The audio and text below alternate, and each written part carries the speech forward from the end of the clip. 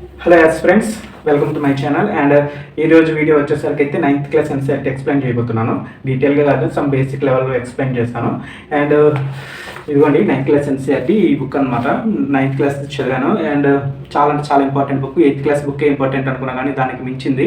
మీకు ఆల్రెడీ వీడియోలో చెప్పాను, కిందటి వీడియోలో ఒక దానికి మించి ఒకటి, ఇంకొక దానికి మించి ఇంకొకటి ఉంటుందని చెప్పాను. ఎన్సీఆర్టీస్ అంటే పెంచుకుంటూ పోతాడు అనమాట డెప్త్. సో ఇది చాలా అంటే చాలా డెప్త్ ఉంది దీనిలో. ఈ బుక్ అనేది చాలా ఇంపార్టెంట్. బిగినర్స్ అయితే అసలు స్కిప్ చేయదు ఎన్సీఆర్టీస్.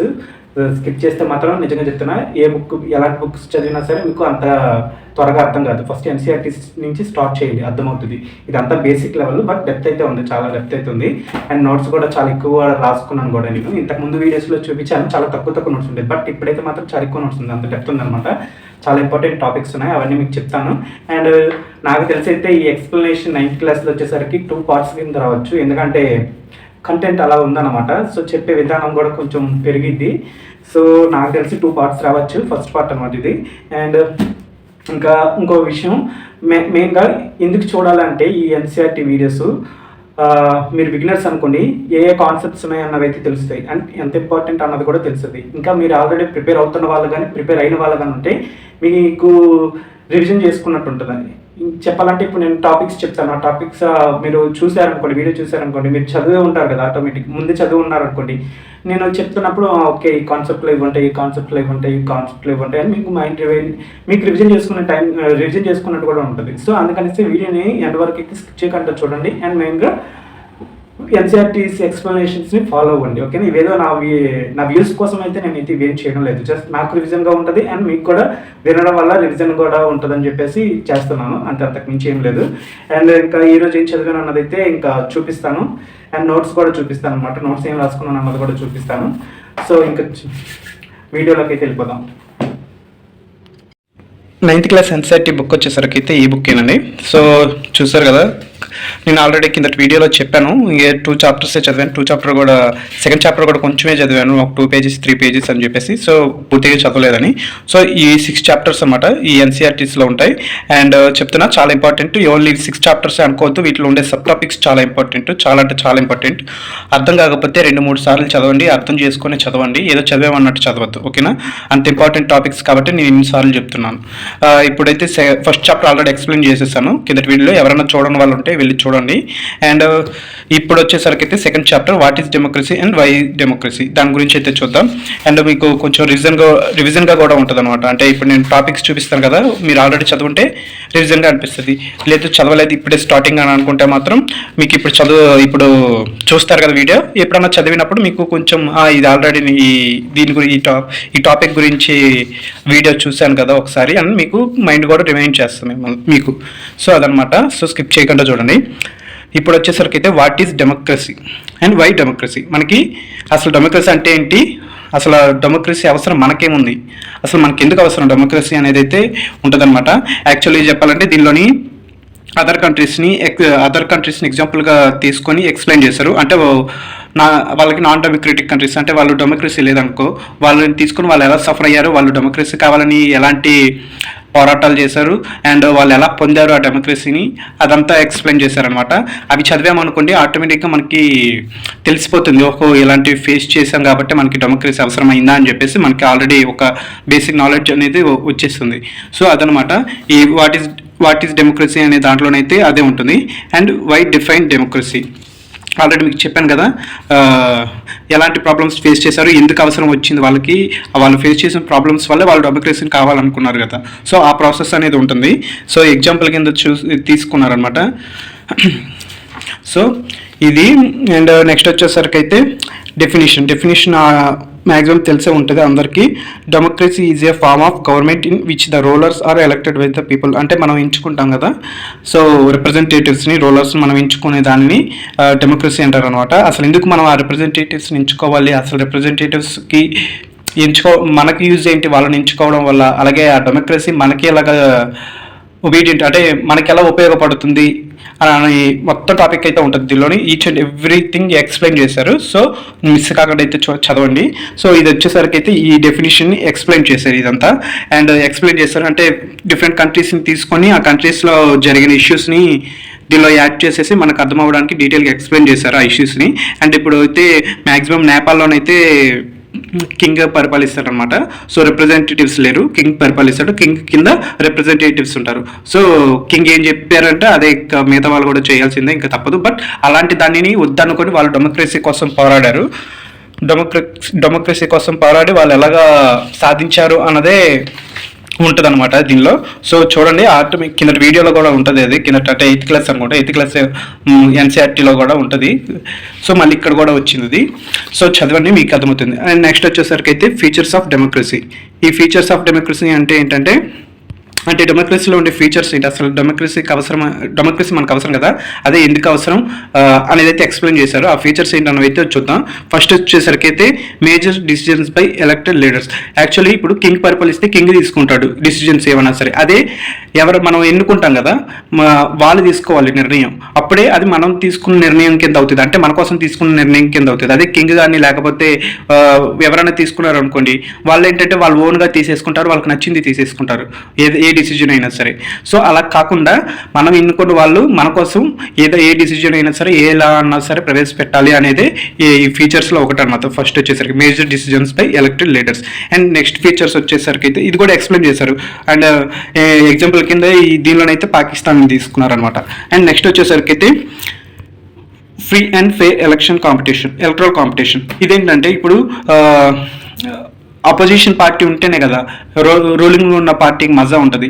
సో అలాగనమాట, రెండు పార్టీలు ఉంటేనే కదా, రెండనే కాదు, ఇలాగ అపోజిషన్ పార్టీస్ ఉంటేనే కదా ఏ పార్టీ అంటే వీళ్ళు చేసిన దానికంటే మనం ఇంకెక్కువ చేయాలి అని చెప్పేసి ఉంటుంది. అండ్ ఇంకా చెప్పాలనుకుంటే మనం ఎన్నుకోవచ్చు, ఈ పార్టీ బాగా చేయడం లేదు, లేకపోతే ఈ గవర్నమెంట్ ఇప్పుడు వచ్చిన రూలింగ్ గవర్నమెంట్ మనకి కరెక్ట్గా చేయలేదు, మనకి ఎలాంటి పాలసీస్ కూడా తీసుకురాలేదు అని అనుకున్నప్పుడు మనం చేంజ్ చేసుకోవాలి కదా. అలా చేంజ్ చేసుకోవాలంటే అపోజిషన్ పార్టీ కూడా ఉండాలి కదా. ఆ అపోజిషన్ పార్టీ ఉండాలంటే ఆ అపోజిషన్ కూడా కొంచెం ఫ్రీనెస్ ఉండాలి కదా, అంటే పార్టిసిపేట్ చేయడానికి కానీ లేకపోతే క్యాంపెయిన్ చేయడం కానీ. సో అలాగనమాట. సో అవన్నీ దీనిలో ఉంటాయి. అండ్ దీనిలో కూడా ఎగ్జాంపుల్ తీసుకున్నారనమాట, ఎగ్జాంపుల్ తీసుకునే చేశారు. అండ్ నెక్స్ట్ వచ్చేసరికి అయితే 1 person 1 vote 1 value. ఈ కాన్సెప్ట్ వచ్చేసరికి అయితే ఏంటంటే, ఈ కాన్సెప్ట్ చాలా చోట్ల ఏంటంటే మేజర్గా ప్రీవియస్లో చూసుకుంటే, పాస్ట్లో చూసుకుంటే ఎలా ఉండేదంటే బాగా డబ్బున్న వాళ్ళే ఓట్ వేయడానికి హక్కు ఉండేది అనమాట. నార్మల్ పీపుల్ కానీ పూర్ పీపుల్ వాళ్ళకి హక్కు ఉండేది కాదు. సో అలాగని చెప్పేసి ఉమెన్స్ కూడా ఉండేది కాదు. అండ్ ఎవరైతే పెద్దవాళ్ళు ఉన్నారో వాళ్ళకి మాత్రమే ఓటు హక్కు ఉండేది, మిగతా వాళ్ళకి ఉండేది కాదు. సో అలా కాకుండా ఈ డెమోక్రసీలోనైతే ఏంటంటే ఈచ్ అండ్ ఎవ్రీ, ఇక్కడ డెఫినేషన్ ఉంటుంది చూడండి. In a democracy, each adult citizen must have 1 vote and each vote must have 1 value. అర్థమైంది అనుకుంటున్నా మీకు. అంటే ప్రతి అడల్ట్ సిటిజన్కి ఒక ఓట్ ఉంటుంది, ఆ ఓట్ కంటూ ఒక వాల్యూ ఉంటుంది. సో అది ఉంటుంది డెమోక్రసీలో. ఒకవేళ కానీ ఈ ఫీచర్ కానీ లేదు అని అంటే మాత్రం మ్యాక్సిమం డిస్క్రిమినేషన్ ఎక్కువ ఉంటుంది, అంటే వ్యత్యాసం ఎక్కువ ఉంటుంది అనమాట ఒకరి నుంచి ఒకరికి. అంటే పేదవాళ్ళకి డబ్బులకి మధ్య వ్యత్యాసం ఉంటుంది. డబ్బునోడు ఎన్నుకుంటాడు, మరి పేదవాడి పరిస్థితి ఏంటి, వాడు చేతులు కట్టుకున్న డబ్బినోడి కింద ఉండాలా. సో అలా కాకుండా సరే ప్రతి ఒక్కరికి ఆ ఓటు హక్కు అనేది ఉండాలి అనేది ఈ ఫీచర్ అనమాట. అండ్ నెక్స్ట్ వచ్చేసరికి అయితే rule of law and respect for rights. ఈ rule of law and respect for rights ఏంటంటే ఇప్పుడు ఎవరన్నా సరే ఇప్పుడు రూలింగ్ పార్టీ అంటే ఒక పార్టీ పెట్టారు, పార్టీ రూలింగ్లోకి వచ్చింది, వాళ్ళని ప్రజలు ఎన్నుకున్నారు, ఓకే అయింది. కాకపోతే ఏంటంటే ఇక్కడ ఎగ్జిక్యూటివ్ ఎవరైతే ఉన్నారో వాళ్ళు అంటే ఆ పాలసీస్ని కానీ ఏవైతే ఉన్నాయో అవి చేంజ్ చేసేస్తారన్నమాట. ఇప్పుడు ఎలక్షన్స్ దగ్గరకు వస్తున్నాయి, నేను ఇక్కడ ఓడిపోతాను అనుకున్నప్పుడు నేను ఏం చేస్తాను, అప్పుడు వరకు ఉన్న పాలసీస్ని చేంజ్ చేసేసి నాకు ఏవైతే యూజ్ఫుల్గా ఉంటాయో ఆ పాలసీస్ని నేను పెట్టుకొని చేంజ్ చేసి తీసుకుంటే అప్పుడు మళ్ళీ నేనే కదా వస్తాను. సో అలాంటివి ఏమి జరగకుండా వాటికంటూ ఒక లాస్ కానీ ఒక రూల్స్ కానీ ఒక రైట్స్ కానీ పెట్టాలి. సో అలాంటి జరగకుండా ఉండడానికి ఉండే ఫీచరే ఇదనమాట, rule of law and respect. దీనిలో వచ్చేసరికి అయితే జింబాబ్వే ఎగ్జాంపుల్గా తీసుకున్నారు కంట్రీని. సో చదవండి. అండ్ నెక్స్ట్ వచ్చేసరికి అయితే ఇదంతా అదే ఉంటుంది, ఎగ్జాంపుల్తో ఉంటుంది అండ్ మనకు అర్థమయ్యే అయితే ఉంటుంది. నేను ఇప్పుడు ఏం చెప్పానో అదే ఉంటుంది అనమాట దీనిలో. అండ్ నెక్స్ట్ వచ్చేసరికి అయితే డెఫినేషన్ అంతే. ఇప్పుడు ఈ ఫీచర్స్ మీకు ఇప్పుడు నేను చెప్తున్న దాన్ని బట్టి అర్థమయ్యి ఉంటుంది అసలు డెమోక్రసీ ఎందుకు అవసరం అని చెప్పేసి అర్థమయ్యే ఉంటుంది అనమాట, అది సంగతి. అండ్ నెక్స్ట్ వచ్చేసరికి అయితే వై డెమోక్రసీ, అసలు డెమోక్రసీ ఎందుకు. అలాగే దీనిలోని ఇంకా సబ్ టాపిక్ ఏముంటుందంటే అసలు డెమోక్రసీ కంట్రీకి అండ్ నాన్ డెమోక్రసీ కంట్రీకి అసలు డిఫరెన్స్ ఉంటుంది. ఆ డిఫరెన్స్ చూసారంటే ఆటోమేటిక్గా మీకు అర్థమైపోతుంది. ఆల్రెడీ నేను స్టార్టింగ్లోనే చెప్పాను, కింగ్ పరిపాలించిన దానికి అలాగే మనం ఎన్నుకున్న ఎగ్జిక్యూటివ్ ఆఫీసర్ కానీ రిప్రజెంటేటివ్స్ కానీ వాళ్ళు పరిపాలించిన దానికి చాలా డిఫరెన్స్ ఉంటుంది. ఈ ఎగ్జిక్యూటివ్ అండ్ మళ్ళీ చెప్తున్నా, ఈ ఎగ్జిక్యూటివ్ అండ్ రిప్రజెంటేటివ్స్ వాళ్ళు పరిపాలించింది ఎలా ఉంటుంది అంటే మనకి ఫేవర్గా ఉంటుంది అనమాట. అదే కింగ్ వాళ్ళు పరిపాలించిందంటే వాళ్ళకి ఫేవర్గా ఉంటుంది, అంటే వాళ్ళకి నచ్చింది వాళ్ళు చేసుకుంటారు, వాళ్ళకి ఏది కరెక్ట్ అనిపిస్తే అదే చేస్తారు. బట్ ఎగ్జిక్యూటివ్ అండ్ రిప్రజెంటేటివ్స్లో అలా ఉండదు. కొన్ని లాస్ ఉంటాయి, కొన్ని అమెండ్మెంట్స్ ప్రవేశపెట్టాలన్నా, కొన్ని బిల్స్ ప్రవేశపెట్టాలన్నా సరే కొన్ని రూల్స్ ఉంటాయి, కొన్ని రెగ్యులేషన్స్ ఉంటాయి. సో వాటన్నిటిని వాళ్ళు దృష్టిలో పెట్టుకొని అవన్నీ చేయాలి. సో డెమోక్రసీ కంట్రీలో ఇది ప్లస్. అదే నాన్ డెమోక్రసీలో అయితే వాళ్ళకి నచ్చినట్టు చేసుకోవచ్చు. సో అలాగైతే ఎలాగ ఉంటుంది అనేది మీకు చెప్పనవసరం లేదు. సో మ్యాక్సిమం ఆ ఇమాజినేషన్ ఉంటుంది. సో ఇది వచ్చేసరికి అయితే అదే సమ్ కన్వర్జేషన్స్ ఉన్నాయి, ఆ కన్వర్జేషన్స్ కూడా చదవండి, అర్థమవుతుంది. అండ్ ఇప్పుడు చెప్పాను కదా అదంతా ఇదే అనమాట, దీనిలోనే ఉంటుంది. అండ్ దీనిలో కూడా కొన్ని ఎక్స్ప్లెనేషన్స్ అయితే ఇచ్చారు, అంటే డెమోక్రసీ కంట్రీస్ని కూడా కొంచెం ఎగెనిస్ట్గా చూపిస్తారు కదా. సో అనమాట అదేంటంటే ఇదంతా మ్యాటర్ అంతా ఉంటుంది. ఏంటి ఆ మ్యాటర్ అనేది సింపుల్గా చెప్పేస్తా. ఇప్పుడు కొన్ని కంట్రీస్ ఎలా ఉంటాయి అంటే మాది డెమోక్రసీ కంట్రీ అని చెప్పుకుంటూ ఉంటాయి. బట్ వాళ్ళు అసలు డెమోక్రసీ కంట్రీయే కాదు. ఎలా కాదు అని అంటే వాళ్ళు ఇలాగే మళ్ళీ ఇప్పుడు చాలా కంట్రీస్ లాగే డెమోక్రసీ కంట్రీస్ లాగే రిప్రజెంటేటివ్స్ని ఎగ్జిక్యూటివ్స్ని మనం ఎంచుకోం, రిప్రజెంటేటివ్స్ని ఎంచుకుంటాం మనం. కాకపోతే ఏంటంటే ఇక్కడ వచ్చేసరికి అయితే ఏమంటారంటే ఎలా అంటే ఒక పాటలో ఉంటుంది, తాగుడు ముత్తలు దండకోరు ఈ పిల్లి వచ్చి ఎలక చచ్చి అన్నట్టు ముందు ఒకటి ఉంటుంది, వెనకాతలు ఇంకొకరు నడిపిస్తారు. ముందు మాత్రం రిప్రజెంటేటివ్స్ అంటే పీపుల్స్ ఎవరైతే ఎన్నుకున్నారో వాళ్ళు ఉంటారు. కాకపోతే వాళ్ళు వెనకాతలు నడిపించే వ్యక్తి ఇంకొకరు ఉంటారు అనమాట. అదే కమ్యూనిస్ట్ పార్టీ అవ్వనివ్వండి, లేకపోతే మిలిటరీ వాళ్ళు అవ్వనివ్వండి. సో అలాంటి కంట్రీస్ కూడా మేము డెమోక్రసీ కంట్రీస్ అని చెప్పుకుంటున్నాయి. బట్ అలాంటి కంట్రీస్లో వెనకాతలు నడిపించే ఏవైతే ఉన్నాయో వాళ్ళు అసలు రిప్రజెంటేటివ్స్ దానిలో ఆట బొమ్మల్లాగా అనమాట. వాళ్ళు ఏది చెప్తే ఈ రిప్రజెంటేటివ్స్ అది చేయాల్సిందే. రూల్స్ కానీ అదే కొన్ని లాస్ కానీ లేకపోతే ఏమైనా పాలసీస్ పెట్టాలనుకున్నా సరే వెనకతలో ఉన్న వాళ్ళ పెడతారు. కాకపోతే చూపించేది మాత్రం ముందున్న వాళ్ళని చూపిస్తారు అంతే రిప్రజెంటేటివ్ స్వయంగా ఏం చేయలేరు. సో అదనమాట. సో అలాంటి కంట్రీస్ కూడా డెమోక్రసీ కంట్రీస్ అని చెప్పుకుంటున్నాయి. సో ఈ మ్యాటర్ అంతా అదే ఉంటుంది అనమాట. సో అది చదవండి, మీకు అర్థమవుతుంది. అండ్ నెక్స్ట్ వచ్చేసరికి అయితే బ్రాడర్ మీనింగ్ ఆఫ్ డెమోక్రసీ. ఇంకా డెమోక్రసీ గురించి ఇంకొంచెం డెప్త్గా, అంటే డెప్త్ ఏం లేదు, ఇప్పుడు చెప్పిన దానికి ఇంకొంచెం యాడ్ చేసి చెప్తారనమాట, అంతకుమించి ఏమి ఉండదు. అండ్ చాలా ఇంపార్టెంట్ చదవండి. అండ్ అంతే అనమాట. ఇప్పుడు డెమోక్రసీ అయిపోయింది, మీకు అర్థమైంది అనుకుంటున్నా డెమోక్రసీ ఎందుకు అవసరమో. అండ్ దీనిలో ఉండే ఫీచర్స్ ఏంటి, డెమోక్రసీలో ఉండే ఫీచర్స్ ఏంటి, డెమోక్రసీ లేకపోతే ఎలా ఉంటుంది, డెమోక్రసీ ఉంటే ఎలా ఉంటుంది అని చెప్పేసి. సో అదనమాట మీకు ఈ డెమోక్రసీ చాప్టర్ వచ్చేసరికి అయితే. అండ్ నెక్స్ట్ వచ్చేసరికి అయితే నెక్స్ట్ ఏంటి, కాన్స్టిట్యూషనల్ డిజైన్. ఈ కాన్స్టిట్యూషనల్ డిజైన్కి వచ్చేసరికి ఏంటంటే కాన్స్టిట్యూషన్ని ఎవరు డిజైన్ చేశారు, ఎందుకు డిజైన్ చేశారు, అసలు కాన్స్టిట్యూషన్ డిజైన్ చేయడానికి గల అవసరం ఏముంది మనకి అని చెప్పేసి. అసలు కాన్స్టిట్యూషన్ ఏంటంటే కొన్ని రూల్స్ అండ్ రెగ్యులేషన్స్ ఉంటాయి, వాటిని అందరూ ఫాలో అవ్వాలి, ఈవెన్ గవర్నమెంట్ ఆల్సో. ఓకేనా. సో వాటి నుంచి ఎవరు వాటిని వాళ్ళ ఆ కాన్స్టిట్యూషన్కి మనం బెండ్ అయ్యి ఉండాలి, మనమనే కాదు ఈ గవర్నమెంట్ కూడా బెండ్ అయ్యి ఉంటుంది అనమాట. సో అదనమాట. సో అందుకే కాన్స్టిట్యూషన్ అవసరం. కొన్ని రూల్స్ అనుకోండి, ఇంకా చెప్పాలనుకుంటే మనకి ఇంకా ఎగ్జాంపుల్గా చెప్పాలంటే మనకి క్రికెట్ ఆడడం లేకపోతే ఏ గేమ్లోనన్నా సరే సమ్ రూల్స్ ఉంటాయి. అది రూల్స్ని బట్టి మనం గేమ్ ఆడతాం, ఆ గేమ్ని బట్టి మనకు మజా వస్తుంది అండ్ రిజల్ట్ కూడా బెస్ట్ వస్తుంది. గేమ్ ఆడటంలే కష్టం కూడా ఉంటుంది, కాకపోతే ఆ రూల్స్ని బట్టే కదా ఆ గేమ్ ఉంటుంది. అదే ఆ రూల్స్ లేకంటే ఎలా పడితే అలా ఆడామనుకోండి, ఆ గేమ్ ఏమన్నా అర్థం ఉంటుంది, ఆ గేమ్కి ఏముండదు కదా. సో సేమ్ ఇంతే ఇక్కడ కూడా అంతే. డెమోక్రసీ కంట్రీస్ అని చెప్పేసుకుంటాం, బట్ ఆ డెమోక్రసీ కంట్రీస్కి కొన్ని రూల్స్ అండ్ రెగ్యులేషన్స్ అవి ఉండాలి కదా. సో అవన్నిటిని కలిపి ఒక దగ్గర ఉంచే టుగెదర్, అంటే ఒక దగ్గర ఉంచే దాన్ని కాన్స్టిట్యూషనల్ అనమాట. ఆ కాన్స్టిట్యూషనల్ డిజైన్ అది ఎవరు చేశారు, అసలు ఎలా చేశారు, అండ్ ఏ కంట్రీస్ నుంచి ఏ ఫ్రేమ్ వర్క్స్ని తీసుకున్నారు అనేది అయితే ఉంటుంది ఈ చాప్టర్లో. అండ్ కాన్సెప్ట్ వచ్చేసరికి అయితే ఫస్ట్ కాన్సెప్ట్ వచ్చేసరికి అయితే democratic constitution in south Africa. And ఎగ్జాంపుల్గా సౌత్ ఆఫ్రికాని తీసుకున్నారు. సౌత్ ఆఫ్రికాలోని అప్పటి వరకు వేరే వాళ్ళు పరిపాలించే వాళ్ళు, అప్పటికి వాళ్ళకి మాకు ఇంకా మాకు కావాలి, డెమోక్రసీ కావాలి, మాకు డెమోక్రటిక్ కంట్రీగా ఉండాలనుకుంటున్నాం అండ్ మేము కొంచెం కాన్స్టిట్యూషన్ ఫ్రేమ్వర్క్ని కూడా మేము తయారు చేసుకోవాలనుకుంటున్నాం అనేసి వాళ్ళు అంటే ఎందుకు అలా అంటే ఇక్కడ ఏంటంటే వాళ్ళకి రేషియల్ డిస్క్రిమినేషన్ ఎక్కువ జరిగేది. బికాజ్ ఎలా అంటే బ్లాక్, మీరు వినే ఉంటారు తెల్లదొరలు అంటే బ్లాక్ అండ్ వైట్ అనేసి స్కిన్ కలర్ని బట్టి డివైడ్ చేస్తూ ఉంటారు. ఇక్కడ స్కిన్ కలర్ వైట్ ఉంటే మాత్రం వాళ్ళు వాళ్ళు హై లెవెల్ అనమాట, వాళ్ళు చెప్పిందే వేదం అన్నట్టు. అండ్ వాళ్ళకి ఓటు హక్కు కూడా వాళ్ళకి ఉండేది. ఈ బ్లాక్ వాళ్ళు ఎవరైతే ఉన్నారో సో వాళ్ళు వైట్గా ఉన్నారు కదా, వాళ్ళ కింద ఈ బ్లాక్ పీపుల్స్ అనే వాళ్ళు పనిచేయాలి. ఈవెన్ ఇండియన్ నుంచి మైగ్రేట్ అయిన వాళ్ళు కూడా ఉంటారు కదా, సో వాళ్ళని కూడా అలాగే చూసేవాళ్ళు. రేషియల్ డిస్క్రిమినేషన్ అనమాట. సో రేషియల్ సెపరేషన్ అది, so racial separation or racial discrimination what ever.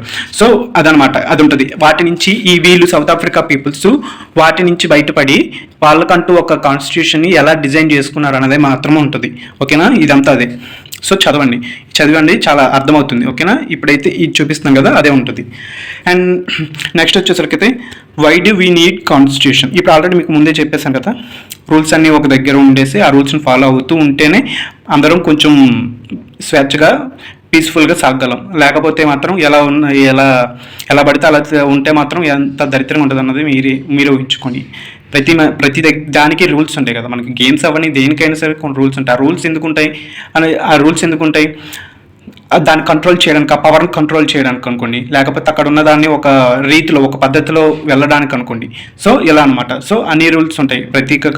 కొన్ని క్యాస్ట్లు కొన్ని రూల్స్ ఉంటాయి, కొన్ని రిలీజియస్ పరంగా కొన్ని రూల్స్ ఉంటాయి. సో అలాగే ప్రతి రూల్ ఎందుకు పనికి వస్తుంది, ఒక పద్ధతిలో తీసుకువెళ్ళాలని. సో ఈ కాన్స్టిట్యూషన్ కూడా మనకి అందుకే అలాగ ఉండాలని చెప్పేసి కాన్స్టిట్యూషన్ని పెట్టారనమాట. సో ఆ కాన్స్టిట్యూషన్ ఇదంతా అదే ఉంటుంది. అండ్ ఇంకా చెప్పాలంటే నేను ఇంకా మీకు అర్థం అవ్వడానికి ఇంకా ఎక్స్ప్లెయిన్ చేశాను, నాకు తెలిసింది ఇంకా ఎక్స్ప్లెయిన్ చేశాను. సో అదే ఉంటుంది, నేను చెప్పిందే ఉంటుందని కాదు, నేను కొంచెం యాడ్ చేశాను కూడా. ఓకే, మీకు అర్థం అవ్వాలని. అండ్ అదంతా ఇంకా ఇప్పుడు నేను చెప్పాను కదా, దానికి మీనింగ్ అనమాట ఇదంతా. అండ్ నెక్స్ట్ వచ్చేసరికి అయితే making of the Indian constitution. Making of the Indian కాన్స్టిట్యూషన్కి వచ్చేసరికి ఇండియన్ కాన్స్టిట్యూషన్ని ఎలా తయారు చేశారని చెప్పేసి. సో తయారు చేయడానికి అసలు మెయిన్ రీజన్ దేని దృష్టిలో పెట్టుకొని చేశారు అంటే, పాస్ట్లోని బ్రిటిష్ రూలింగ్లో కానీ లేకపోతే అంతకుముందు కానీ చాలా డిఫరెన్షియేషన్స్ జరిగాయి. క్యాస్ట్ పరంగా కానీ, రిలీజియస్ పరంగా కానీ, లేకపోతే ఇంకా రీజనల్గా కానీ చాలా విధాలుగా చాలా జరిగాయి. సో అవన్నీ దృష్టిలో పెట్టుకొని కాన్స్టిట్యూషన్ తయారు చేశారు. ఆ కాన్స్టిట్యూషన్ తయారు చేయడానికి ఏ కమిటీని యూజ్ చేశారు, ఏ కమిటీ పెట్టారు, ఆ కమిటీ అంటే డ్రాఫ్ట్ కమిటీ మీరు చదివితే అర్థమవుతుంది, దీనిలోనే ఉంటుంది. సో ఆ కమిటీ ప్రకారం ఎలా కాన్స్టిట్యూషన్ తయారు చేశారు. అండ్ మెయిన్గా చెప్పాలంటే ఆ కాన్స్టిట్యూషన్ ఏదైతే తయారు చేశారో ముందు అది అసెంబ్లీలో ప్రవేశపెట్టి అందరి ముందు వినిపించి అందరూ యాక్సెప్ట్ చేశారా, లేకపోతే చాలా డిస్కషన్స్ అయితే జరిగాయి. ఆ డిస్కషన్స్ గురించి కూడా దీనిలో ఎక్స్ప్లెయిన్ చేశారు. అండ్ మేజర్ డిస్కషన్స్ కూడా ఎక్స్ప్లెయిన్ చేశారు. అందరూ ఒకే థాట్లో ఉండరు కదా, కొంతమందికి కొన్ని డిఫరెంట్ థాట్స్ వస్తూ ఉంటాయి. సో ఆ డిఫరెంట్ థాట్స్ వల్ల కొన్ని మేజర్వి చేంజ్ చేయాల్సి వస్తాయి అండ్ కొన్ని యాడ్ చేయాల్సి వస్తాయి. సో అలా యాడ్ చేసినవి ఏంటి, అది మొత్తం అనేది దీనిలో ఎక్స్ప్లెయిన్ చేసి ఉంటుంది. ఓకేనా, సో చదవండి, మీకు అర్థమవుతుంది. అండ్ నెక్స్ట్ వచ్చేసరికి guiding values of the Indian constitution. And Indian కాన్స్టిట్యూషన్కి గైడ్ చేయడానికి ప్రతి రూల్కి ఒక గైడింగ్ అని ఉంటుంది కదా, సో ఆ గైడింగ్ అనమాట ఇది. అండ్ ఇదంతా చెప్పాను కదా, మీకు ఇందాకడే చెప్పాను కదా, ప్రతి ఒక్కరికి ఒక డిఫరెంట్ ఆస్పెక్ట్లో ఉంటుంది, కొంచెం థింకింగ్ ఉంటుంది కదా. కొంతమంది ఒకలా ఆలోచిస్తారు, కొంతమంది ఇంకొకలా ఆలోచిస్తారు. సో అలాంటి థాట్స్ అనమాట. ఇది గాంధీజీ థాట్ అండ్ ఇదేమో అంబేద్కర్ థాట్. సో ఇలాంటి థాట్స్ని బట్టి అసెంబ్లీలో వాటిని ప్రవేశపెట్టి అసెంబ్లీలో వాళ్ళందరికీ చెప్పి ఆ డిస్కషన్స్ జరిగి ఆల్రెడీ లాస్ట్కి మనకి ఇండియన్ కాన్స్టిట్యూషన్ ఎలా తయారైందని అయితే ఎలా ప్రవేశపెట్టారని అయితే చెప్పడం జరుగుతుంది. అండ్ నేను చెప్పిందే ఉంటుందని కాదు, మ్యాక్సిమం ఉంటుంది, ఇంకా ఎక్కువే నేను చెప్పాను ఇక్కడ ఉన్నదానికంటే మీకు ఇంకా అర్థం అవ్వడానికి అనమాట. నాకేం అర్థమైందని మాత్రం చెప్పాను అనమాట మీకు, అది మ్యాటర్. అండ్ నెక్స్ట్ వచ్చేసరికి అయితే ప్రియంబల్, ఇది అందరికీ తెలిసే ఉంటుంది. ప్రియంబల్ గురించి అయితే ఇక్కడ జస్ట్ ఇలా ఎక్స్ప్లెయిన్ చేశారు దీనిలోని. అండ్ నెక్స్ట్ వచ్చేసరికి అయితే ఇంతే, ఇప్పటికైతే కాన్స్టిట్యూషనల్ ఫ్రేమ్వర్క్ అయితే అయిపోయింది, కాన్స్టిట్యూషనల్ డిజైన్ అయితే అయిపోయింది అనమాట. సో మీకు అర్థమైందని అనుకుంటున్నా. ఒకవేళ అర్థం కాకపోతే మళ్ళీ ఇంకోసారి వీడియో బ్యాక్కి వెళ్ళి మళ్ళీ ప్లే చేయండి స్టార్టింగ్ నుంచి. అంతేకాని అర్థం కాకుండా ఎలాంటి చేసేసాములే అనుకుంటే మాత్రం అది మీ ఇష్టం. బట్ నేనైతే అర్థమయ్యేటట్టే చెప్పాను అనుకుంటున్నాను.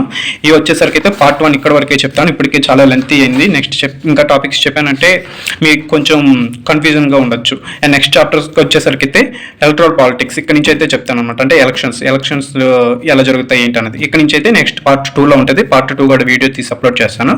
అండ్ అప్పట్లోకి ఈ వీడియోని అయితే చూడండి. అండ్ మళ్ళీ చెప్తున్నాను, ఈ వీడియోస్ని అయితే స్కిప్ చేయొద్దు, ఎవరు వింటారని అయితే అనుకోవద్దు, అండ్ ఇన్ఫర్మేషన్ ఏమి ఉండదు అని అనుకోవద్దు. ఎందుకంటే చాలా ఇంపార్టెంట్ ఎన్సీఆర్టీస్ అనేవి. నేను అందుకే ఎక్స్ప్లెయిన్ చేస్తున్నాను. చాలా మంది ఇంతకుముందు చెప్పమన్నారు, ఎక్స్ప్లెయిన్ చేయమని నేను చెప్పనని చెప్పేసా, టైం వేస్ట్ నేను చెప్పనని చెప్పేసా. బట్ ఒకసారి చెప్పాలనిపించింది. చెప్పిన తర్వాత నాకు బాగనిపించింది. అంటే నేను కూడా రివిజన్ చేసుకున్నట్టుంది. ఇప్పుడు మీకు చెప్పినా నేను ఏది చదవాల, కానీ నేను మాట్లాడగలుగుతాను. ఎలాగంటే నాకు ఆల్రెడీ మైండ్లో అది రన్ అవుతా ఉంది. నేను ఆల్రెడీ చదివినవే రన్ అవుతా ఉందా, ఈ కాన్సెప్ట్స్ ఉంటాయి అని. సో నాకు ఎలా రివిజన్ అయ్యిందో మీరు కూడా వీడియోస్ చూసారనుకోండి, మీకు కూడా రివిజన్ అవుతుంది. ఒకవేళ ఇన్ కేసు చదివేసి ఉంటే, ఒకవేళ మీకు చదవకుండా ఉన్నారనుకోండి, ఇంకా చదవాలనుకోండి, ఇంక రాలేదు ఇంక ఇక్కడ వరకు, ఇంకా ఇప్పుడే బిగినర్, ఇప్పుడే బుక్స్ పెట్టారనుకోండి, ఓకే ఇప్పుడు వీడియోస్ చూసారనుకోండి, అది మైండ్లో ఎలాగో ఏదో మూల స్టోర్ అయి ఉంటుంది. మీరు అది చదివినప్పుడు, ఆ బుక్ చదివినప్పుడు మీకు ఆటోమేటిక్గా మైండ్ అనేది మీకు తీసుకొస్తుంది, మీ ముందుకు తీసుకొస్తుంది. ఆల్రెడీ నేను ఈ వీడియోలో చూసాను కదా, ఆ వీడియోలో చూసాను కదా అని మీకు ఆటోమేటిక్గా వస్తుంది. సో అందుకని చెప్పేసి మీరు వీడియోస్ అయితే స్కిప్ చేయకుండా చూడండి. మీకు యూజ్ఫుల్ కంటెంట్ అని అనుకుంటున్నాను. వాటెవర్ మీ ఇష్టం, అది మీరు చూసినా లేకపోయినా పర్వాలేదు, నేనైతే చెప్పడం అయితే చెప్తాను. అండ్ నెక్స్ట్ వచ్చేసరికి అయితే పార్ట్ 2 కోసం వెయిట్ చేయండి. పార్ట్ 2 కూడా నేను త్వరలోనే పెడతాను అనమాట. త్వరలోనే కాదు, అంటే 1 day or 2 daysలో వస్తుంది వీడియో. డైలీ పెట్టట్లేదు, అండ్ గ్యాప్ తీసుకుంటున్నా, డేటా ప్రాబ్లం, సో గ్యాప్ తీసుకొని పెడుతున్నా. అండ్ నెక్స్ట్ వచ్చేసరికి అయితే పార్ట్ 2 ఉంటుంది, ఎన్సీఆర్టీఏ పార్ట్ 2 ఉంటుంది. సో ఇదనమాట ఈరోజు వచ్చేసరికి అయితే. నాకు తెలిసి వీడియో మీకు యూజ్ఫుల్గా అనిపించిందని అనుకుంటున్నా. యూజ్ఫుల్గా అనిపిస్తే మాత్రం మీ బిగినర్స్ ఎవరైతే ఉన్నారో, యూపీఎస్సీ ప్రిపేర్ అవ్వాలనుకుంటున్నారో, మీ ఫ్రెండ్స్ కానీ, మీ ఫ్యామిలీ సర్కిల్లో కానీ, బిగినర్స్ కానీ, లేకపోతే ప్రిపేర్ అయిన వాళ్ళకి కానీ ఎవరైతే ఉన్నారో, సో వాళ్ళకి వీడియోస్ని షేర్ చేయండి. ఎన్సీఆర్టీస్ ఎక్స్ప్లెనేషన్ అయితే మ్యాక్సిమం చూడడానికి ప్రయత్నం చేయమని చెప్పండి, ఓకేనా? అండ్ లెంతీగా ఉన్నా సరే చూడండి, మీకు యూజ్ఫుల్ అవుతుంది. తర్వాత మీ ఇష్టం. మీకు నేను చెప్తున్నానంటే నేనేమి ఇక్కడ కోచింగ్ ఇన్స్టిట్యూషన్ పెట్టుకోవట్లేదు కదా, చూడండి అని చెప్పడానికి. జస్ట్ మీకు చూస్తే లేదంటే లేదు, ఓకేనా? ఇదన్నమాట మ్యాటర్. అండ్ ఈ వీడియో వచ్చేసరికి అయితే పార్ట్ 2 కోసం వెయిట్ చేయండి. 1 or 2 daysలోనైతే పెట్టేస్తాను, డేటా చూసుకొని. అంతే, ఇంక చెప్పడానికి ఏం లేదు. వీడియో నచ్చితే లైక్ చేయడం అయితే మర్చిపోద్దు. మీ డౌట్స్ని కామెంట్ సెక్షన్లో కామెంట్ చేయడం అసలు మర్చిపోవద్దు, ఓకేనా? Until then bye bye, take care, good night.